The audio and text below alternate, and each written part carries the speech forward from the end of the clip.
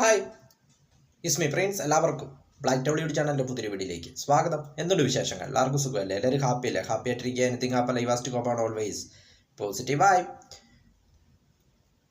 Vettaiyan preview. അപ്പോൾ രജനീകാന്തിൻ്റെ super star രജനീകാന്തിൻ്റെ ഏറ്റവും പുതിയ ചിത്രമാണ് വേട്ടയൻ. ചിത്രം ഒക്ടോബർ 10 തിയേറ്ററുകളിലേക്ക് എത്തും. അപ്പോൾ ചിത്രത്തിൻ്റെ പ്രിവ്യൂ സൺ TV അവരുടെ യൂട്യൂബ് ചാനലിലൂടെ ഇന്നലെ പുറത്തേക്ക് വിട്ടു. അപ്പോൾ ഞാൻ കാണുമ്പോൾ ഏകദേശം 3 മില്യൺ വ്യൂസും കടന്ന് ഇങ്ങനെ പ്രിവ്യൂ കുതിക്കുകയാണ്. അപ്പോൾ രജനീകാന്തിൻ്റെ ഏറ്റവും പുതിയ ചിത്രം, അതിൻ്റെ ഡയറക്ടർ, അതാണ് ചിത്രത്തിന് ഏറ്റവും കൂടുതൽ ഹൈപ്പ് വരുവാനായിട്ടുള്ള കാരണമെന്ന് പറയുന്നത് ഇതിൻ്റെ ഡയറക്ടറിൻ്റെ പേരിലാണ്. ഡയറക്ടർ TJ ജ്ഞാനവേൽ, അതായത് ജയ് ഭീം ഡയറക്ടർ. അദ്ദേഹത്തിൻ്റെ മൂന്നാമത്തെ ചിത്രമാണ് ഈ വേട്ടയൻ എന്ന ആദ്യ ചിത്രം. കൂട്ടത്തിലൊരുത്തൻ 2017 പുറത്തിറങ്ങി. രണ്ടാമത്തെ ചിത്രം ജയ് ഭീം 2021 പുറത്തിറങ്ങി. മൂന്നാമത്തെ ചിത്രമാണ് വേട്ടയൻ.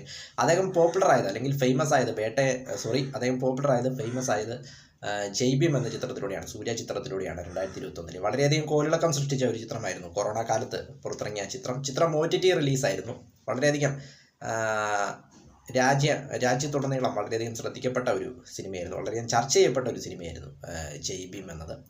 അതുകൊണ്ട് തന്നെ ആ ഒരു ഡയറക്ടറും സൂപ്പർ സ്റ്റാർ രജനീകാന്തും കൂടെ കൈകോർക്കുമ്പോൾ അതാണ് ചിത്രത്തിന് ആരാധകർ ഇത്ര കാത്തിരിക്കുവാനായിട്ടുള്ള കാരണമെന്ന് പറയുന്നത്. തമിഴ് സിനിമാ പ്രേമികൾ ആകാംക്ഷ കാത്തിരിക്കുന്ന ഒരു ചിത്രമാണ് വേട്ടയൻ എന്നത്. ചിത്രത്തിൻ്റെ പ്രിവ്യൂവിനെ കുറിച്ച് നോക്കുമ്പോൾ, പ്രിവ്യൂ കണ്ടപ്പോൾ അതിലൊരു എൻകൗണ്ടർ സ്പെഷ്യലിസ്റ്റിൻ്റെ വേഷമാണ് രജനി സാർ ചെയ്യുന്നതെന്ന് തോന്നുന്നു. അപ്പോഴതിൽ അമിതാഭ് ബച്ചന്, മഞ്ജു വാര്യർ, ഫഹദ് ഫാസിൽ, അങ്ങനെ ഒരു വലിയ കാസ്റ്റിംഗ് തന്നെയുണ്ട്. പാൻ ഇന്ത്യൻ രീതിയിലേക്കുള്ളൊരു ആ രീതിയിലാണ് ഇപ്പോഴത്തെ ചിത്രങ്ങളെല്ലാം അങ്ങനെയാണല്ലോ ഷൂട്ട് ചെയ്യുന്നത്. ഓരോ സ്റ്റേറ്റിൽ നിന്നും ഓരോ അവിടെ ഫേമസ് ആയുള്ള ആൾക്കാരെ ഇങ്ങനെ പിക്ക് ചെയ്ത്. അപ്പോൾ മലയാളത്തിൽ നിന്ന് മഞ്ജു ചേച്ചിയും ഫഹദുമുണ്ട്. അപ്പോൾ ഹിന്ദിയിൽ നിന്ന് അമിതാഭ് ബച്ചനുണ്ട്. അങ്ങനെ വലിയൊരു കാസ്റ്റിംഗ് കാണുവാനായിട്ട് പ്രിവ്യൂവിൽ കാണുവാൻ സാധിച്ചു. അപ്പോൾ ഒരു എൻകൗണ്ടർ സ്പെഷ്യലിസ്റ്റ് അങ്ങനെയുള്ളൊരു കഥയാണെന്ന് തോന്നുന്നു, ഒരു അന്വേഷണ ഉദ്യോഗസ്ഥൻ, അങ്ങനെ ഒരു കഥയാണ് എന്നാണ് തോന്നുന്നത്. അപ്പോൾ പ്രിവ്യൂ കണ്ടപ്പോൾ വലിയ കുഴപ്പമില്ല, ഒരു ആവറേജ് പ്രിവ്യൂ ആയിട്ടാണ് എനിക്ക് തോന്നിയത്.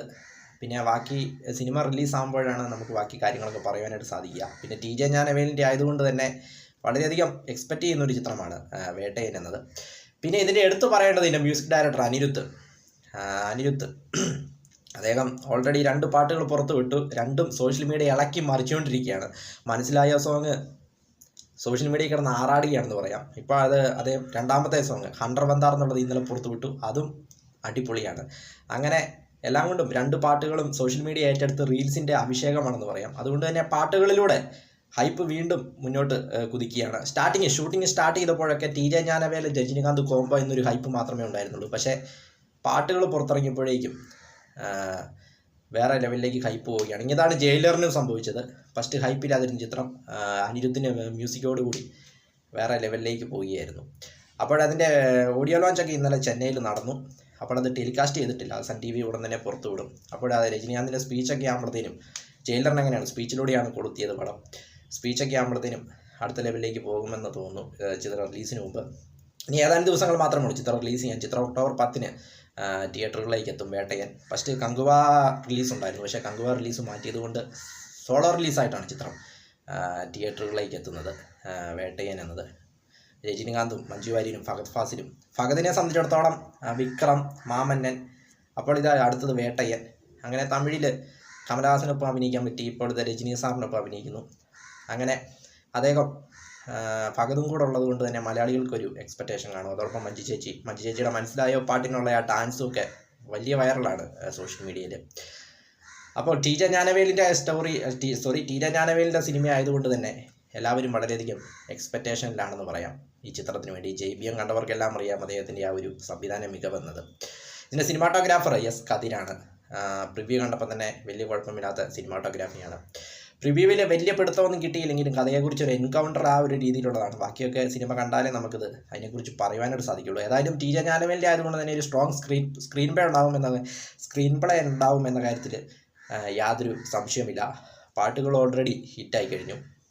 ഏതായാലും ഒക്ടോബർ 10 തമിഴ് സിനിമാ പ്രേമികൾക്ക് സംഭവം ഇருக்கு. കാരണം സൂപ്പർ സ്റ്റാറിൻ്റെ പടം. വീഡിയോ ഇഷ്ടപ്പെട്ടാൽ ലൈക്ക് ചെയ്യുക, ഷെയർ ചെയ്യുക, കമൻറ്റ് ചെയ്യുക, സബ്സ്ക്രൈബ് ചെയ്യുക. വീണ്ടും പുതിയ വീഡിയോയിൽ കാണാം. അതുവരേക്കും ടേക്ക് കെയർ, ബൈ.